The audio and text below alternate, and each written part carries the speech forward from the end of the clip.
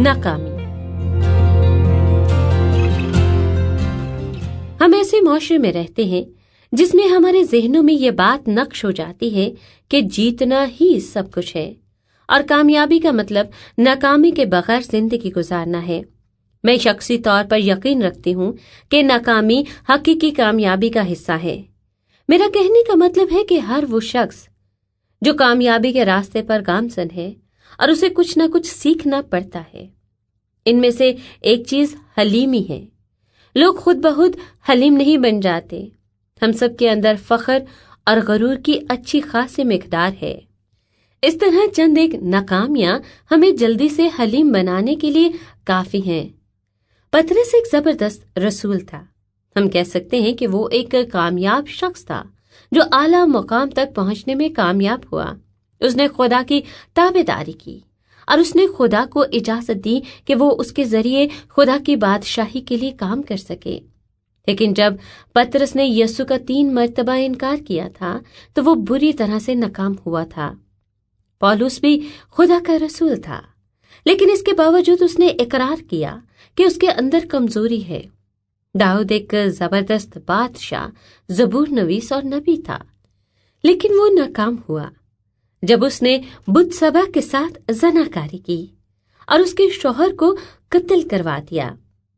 اب میری خدمت بہت کامیاب ہے، لیکن اس مقام تک پہنچنے سے پہلے میں نے بے شمار غلطیاں کی اور ناکام ہوئی۔ میرا خیال تھا کہ میں خدا کی آواز سن رہی ہوں، لیکن ایسا نہیں تھا۔ میں نے وہ کام کرنے کی کوشش کی جو کہ میرے لیے خدا کی مرضی میں شامل نہیں تھا، اور پھر مجھے پیچھے ہٹنا پڑا اور کبھی تو بہت شرمندگی اٹھانا پڑی۔ میں لوگوں کے ساتھ یسوع جیسی محبت اور ترس رکھنے میں ناکام ہوئی۔ میری ناکامیوں نے مجھے مایوس کیا، اکثر بے حوصلہ اور افسردہ بھی کیا، لیکن در حقیقت یہ میرا فطری رویہ اور رد عمل ہوتا تھا، جب تک کہ میں نے یہ جان نہ لیا کہ خدا میری کمزوریوں کو استعمال کر رہا تھا اور ان کو میری بھلائی میں تبدیل کر رہا تھا تاکہ میرا کردار بن سکے اور میں ایک بہتر انسان بن سکوں۔ کوئی بھی شخص حقیقی طور پر اس وقت تک ناکام نہیں ہوتا جب وہ کوشش کرنا ترک کر دیتا ہے۔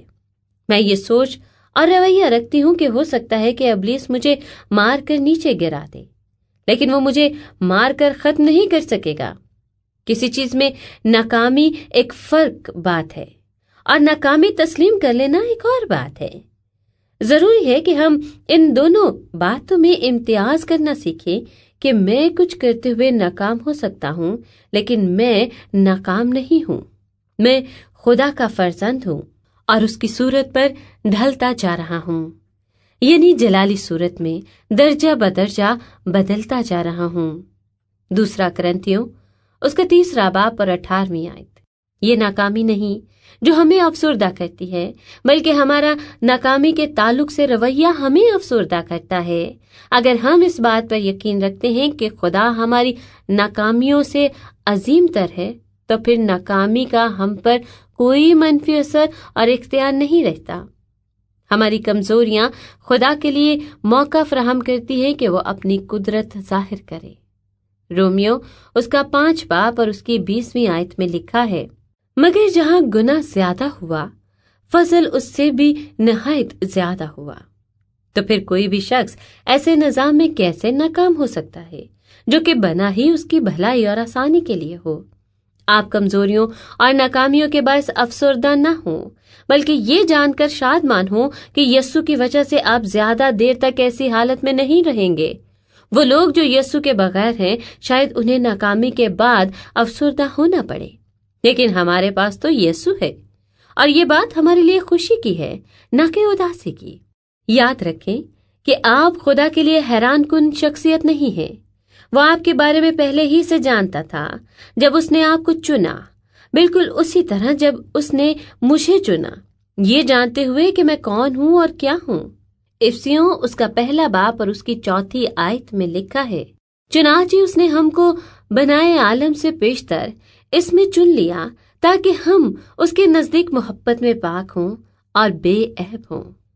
خدا ہماری کمزوریوں سے پہلے ہی واقف تھا۔ ہر کمی اور نقص کے بارے میں اور ہماری ہر ناکامی کے بارے میں بھی واقف تھا، اور اس کے باوجود خدا نے کہا کہ مجھے تمہاری ضرورت ہے۔ افسیوں اس کا پہلا باب اور اس کی 5ویں آیت میں مرقوم ہے کہ اس نے پیشتر سے مقرر کیا کہ ہمیں اپنے لے پالک بیٹے اور بیٹیاں بنائے۔ میرا خیال ہے کہ میں اس بات سے خوش ہوں گی کہ خدا میرا باپ ہے، اور چونکہ خدا ہماری طرف ہے اس لیے بالآخر سب کام ٹھیک ہو جائیں گے۔ اس لیے اب اداسی میں وقت ضائع کرنے کی نسبت ہمیں شادمان ہونے کی ضرورت ہے